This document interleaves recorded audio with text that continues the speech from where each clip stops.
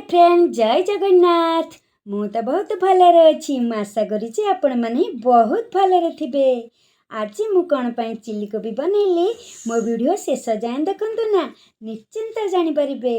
मोर ना ए समय गोटा कथा मन पड़ीगला जो मनीष सत्य थाए बा सत कहवाकू भल पाए संसार रे अधिक घृणा ना से मनीष को ही मिली थाए।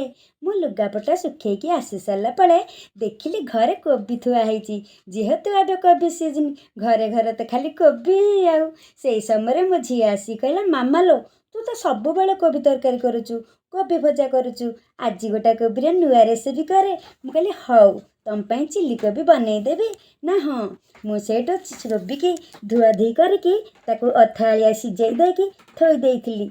से मैदा कॉर्नफ्लावर अदा रसुण पेस्ट चिल्ली पाउडर गरम मसला सब्जी मसला देकी बेटर बनई देइथिली। तापरे सेथिरे कोबी पकेकी छाणी देइथिली। छाणु छाणु केतेबेले सबुतक कोबी छाणी देइथिली मु जानि नथिली। तापरे से करेई रे रसुण अदा कंचा लंका पियाज capsicum tomato sauce chilli sauce दे भाजी देइथिली। तापरे सेथिरे कोबी पकेकी टिके कॉर्नफ्लावर पाउडर गोला देदेली। मोर तो चिल्ली कोबी बनी जाइथिला। आपण माने केमिति चिल्ली कोबी करंती मते जणाइबे। मु रहिली मो झिया माने खाइकी चली जाइथिले ट्यूशन। गोटे सब्सक्राइब कर देबे।